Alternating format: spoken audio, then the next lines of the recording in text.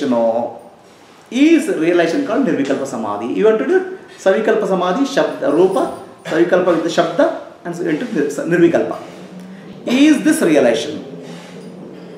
Okay. What do you say? It is not realization. ಇದು ಮುಕ್ತಿ ಅಲ್ಲ. ಓಕೆ, ಇದೇನು ಮಾಡ್ತದೆ, ನಿಮ್ಮ ಹಳೆಯ ವಾಸನೆಗಳನ್ನು ಕಿತ್ತಾಕ್ತಾ ಇದೆ. ಹಳೆಯ ವಾಸನೆಗಳನ್ನು ದೇಹ ನಾನು, ಮನಸ್ಸು ನಾನು, ಬುದ್ಧಿ ನಾನು ವಾಸನೆ ತೆಗೆದು ನಾನು ಬ್ರಹ್ಮಸ್ವರೂಪಿ ಅನ್ನೋ ವಾಸನೆ ಸೇರಿಸ್ತಾ ಇದೆ. ಅದರಿಂದ ಏನಾಗುತ್ತೆ, ನಿಮ್ಮ ತಲೆ ಎಲ್ಲೆಲ್ಲೋ ಓಡೋದು ನಿಲ್ತದೆ. ಗೊತ್ತಾಯ್ತಾ? ಇದು ಮುಕ್ತಿ ಯಾಕಲ್ಲ? ಯಾಕೆ ಮುಕ್ತಿ ಅಂದರೆ, ನಿರ್ವಿಕಲ್ಪ ಸಮಾಧಿ ಮಾಡಿದ್ಮೇಲೆ ನನಗೆ ನಾನು ಮುಕ್ತನಾದೆ ಅಂತ ಹೇಳಿದ್ರೆ ನೀವು ಮುಂಚೆ ಮುಕ್ತನಾಗಿಲ್ಲ ಅಂತ ಆಯಿತು. It became conditional. ಅರ್ಥ ಆಯ್ತಾ?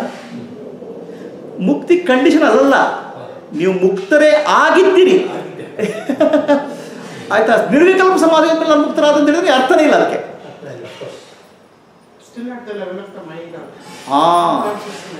ಏನು ಮಾಡ್ತಿದ್ರೆ ನೀವು ಮೈಂಡನ್ನು ಕ್ಲೀನ್ ಮಾಡ್ತೀರಿ.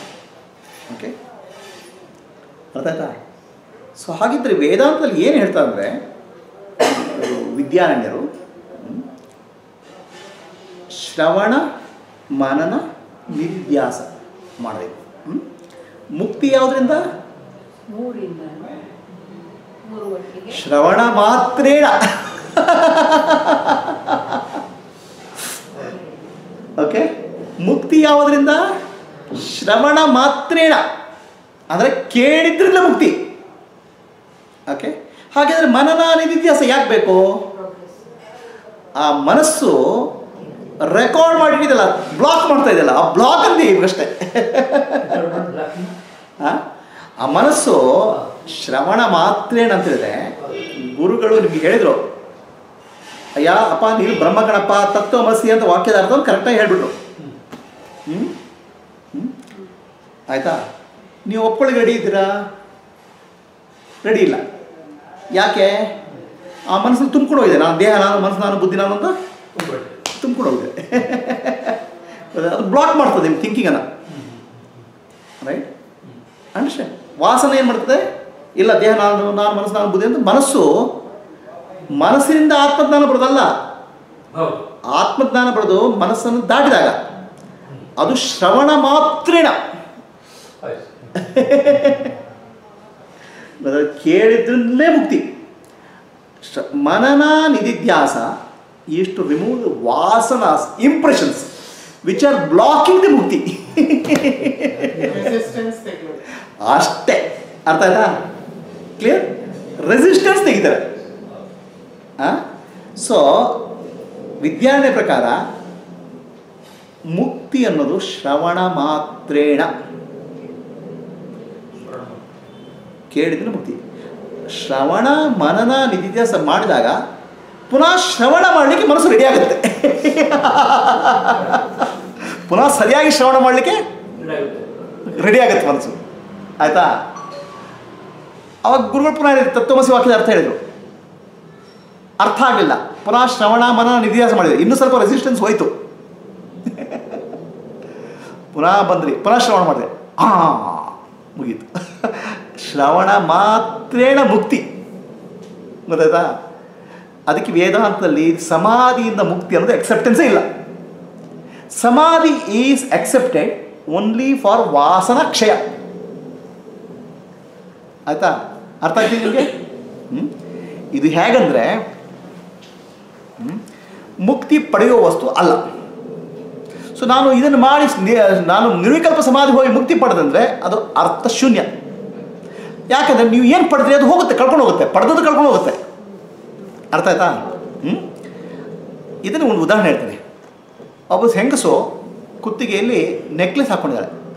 ನೆಕ್ಲೆಸ್ ಹಾಕ್ಕೊಂಡಿದ್ದಾನೆ ಮರ್ತೋಯ್ತು, ಗೊಳೋ ಅಂತ ಅಳಿಸು ಮಾಡಿಬಿಟ್ರು. ಯಾರಪ್ಪ ಅಂದು ಕೇಳಿ, ಈಗ ಸೆರಗು ಹೀಗೆ ಹಾಕ್ಕೊಂಡಿದ್ದಾಳೆ, ಸೆರಗು ಮುಚ್ಕೊಂಡಿದ್ದಾಳೆ. ಆಯಿತಾ? ಏನಪ್ಪ ನೀವು ಹೇಳ್ಕೊಳ್ತಾ ಇದೆ, ನನ್ನ ನೆಕ್ಲೆಸ್ ಕಳ್ದೋಯ್ತು. ಸ್ವಲ್ಪ ನೆಕ್ಲೆಸ್ ಹೀಗೆ ಸರಿ ಮಾಡಪ್ಪ, ಇದು ನಿನ್ನ ಸೆರಗನ್ನು ಸರಿ ಮಾಡು. ಅಲ್ಲಿ ಏನಿದೆ? ನೆಕ್ಲೆಸ್ಸು. ಆಯಿತಾ? ಸೆರಗನ್ನು ಸರಿ ಮಾಡಿ ಅಂತ ಹೇಳಿದ್ರು ನಿರ್ವಿಕಲ್ಪ ಸಮಾಧಿ, ಅಡ್ಡ ತೆರೆದಿರೋದು. ಕುತ್ತಿಗೆಯಲ್ಲಿ ನೆಕ್ಲೆಸ್ ಇದ್ದಂತೂ ರೆಕಗ್ನಿಷನ್. ನೀನು ಬ್ರಹ್ಮ ಕಣಯ್ಯ, ನೀನು ಆತ್ಮ ಅಂತ ಹೇಳೋದು ಶ್ರವಣ ಅಷ್ಟೇ. ಅದಕ್ಕೆ ಅಡೆ ಬರ್ತದಲ್ಲ, ಮನಸ್ಸು ಅಡ್ಡ ಮಾಡ್ತದಲ್ಲ, ಅದು ಸೆರಗಿದ್ದ ಹಾಗೆ, ಅದನ್ನು ತೆರೆಸೋದು ನಿಧಿಧ್ಯಾಸ. ಅರ್ಥ ಆಗ್ತಿದೆಯಾ? ಬ್ಲಾಕ್ ಮಾಡೋದನ್ನು ತೆರೆಯುವುದು. ಆದರೆ ಆತ್ಮಜ್ಞಾನ ನಿರ್ವಿಕಲ್ಪ ಸಮಾಧಿಯ ಫಲ ಅಲ್ಲ. ನಿರ್ವಿಕಲ್ಪ ಸಮಾಧಿಯಿಂದ ಮುಕ್ತಿ ಅಲ್ಲ, ಶ್ರವಣ ಮಾತ್ರೇಣ ಮುಕ್ತಿ. ಅರ್ಥ ಆಯ್ತಾ? ಸೊ ಹಾಗಾದರೆ ಶ್ರವಣ ಮನನ ನಿಧಿಧ್ಯಾಸದಿಂದ ಏನಾಯಿತು? ನಿಮಗೆ ಅಡೆತಡೆಗಳು ಕಡಿಮೆ ಆದವು. ಪುನಃ ಕೇಳಿಸು ಮಾಡಿರಿ. ಆವಾಗ ಅಂದರೆ ಶ್ರವಣಕ್ಕೆ ಪುನಃ ಪ್ಯೂರಿಫೈ ಆಯಿತು ಮನಸ್ಸು. ಈಗ ಶ್ರವಣ ಮಾಡಿದಾಗ ಆತ್ಮ ಅಂದರೆ ಇಷ್ಟೇ ರೆಕಗ್ನೈಸ್ ಮಾಡ್ತಾರೆ ಅಷ್ಟೇ. ನೆಕ್ಲೆಸನ್ನು ನೀವು ಪಡ್ಕೊಳ್ಳೋದಲ್ಲ, ಇದ್ದದನ್ನು ಕಾಣೋದು. ಆತ್ಮವನ್ನು ನೀವು ಪಡ್ಕೊಳ್ಳೋದಲ್ಲ, ಇದ್ದದನ್ನು ಕಾಣೋದು. ಗೊತ್ತಾಯ್ತಾ? ಓಹೋ ನಾನು ಸಮಾಧಿಗೆ ಹೋಗಿ ಆತ್ಮವನ್ನು ಕಂಡೆ ಅಂದರೆ ನೀವು ಅಷ್ಟು ಮೂರ್ಖ ಅಲ್ವಾ? ಬೇರೆ ಯಾರಿಲ್ಲ. ಯಾಕೆಂದರೆ ಸಮಾಧಿ ಕೂಡ ಮನಸ್ಸಿನ ಸ್ಥಿತಿ. ಆತ್ಮದರ್ಶನ ಅಂದರೆ ನೀನು ಆತ್ಮವೇ ಅಂತ ಗುರುಗಳು ಹೇಳಿದಾಗ ಕೂಡಲೇ ಗುರುತಿಸದೆ ಆತ್ಮದರ್ಶನ. ಸೊ ಆತ್ಮದರ್ಶನ ಎಲ್ಲೂ ಸಿಗಲ್ಲ, ಯಾಕಂದ್ರೆ ನೀವು ಆತ್ಮನೇ ಆಗಿದ್ದೀರಾ. ಈಗ ನೀವು ನಿಮ್ಮ ಮನಸ್ಸಿನಲ್ಲಿ ಏನೇನೋ ಕಲ್ಪನೆ ಬರ್ತಾವೆ. ಆತ್ಮ ಅಂದರೆ ತಪ್ಪು ಕಲ್ಪನೆಗಳು. ಮನಸ್ಸೇನು ಮಾಡ್ತದೆ? ಆತ್ಮ ಅಂದ್ಕೊಳ್ತಾಳೆ ಇಷ್ಟು ಕಲ್ಪನೆ ಆಗ್ಬಿಡ್ತದೆ. ದೇಹ, ಮನಸ್ಸು, ಬುದ್ಧಿ, ಹೆಂಗಸು, ಗಂಡಸು ಎಲ್ಲ ಅರ್ಥ ಇರ್ತದೆ. ಅವೆಲ್ಲ ಕಸ ತೆಗೆದಾಗ ನೀನು ಆತ್ಮ ಅಂದ್ಕೊಳ್ಳಿ, ಎದುರಿಗೆ ಗೊತ್ತಾಗ್ಬಿಡ್ತದೆ ನಾನು ಆತ್ಮ ಅಂತ. ಅದು ಎದುರಿಗೆ ಕಾಣೋದಿಲ್ಲ, ನಾನೇ ಆತ್ಮ, ಅದು ಕಾಣೋದಿಲ್ಲ. ಅರ್ಥ ಆಗಿದೆಯಾ? ಸುಭಾಂಶು?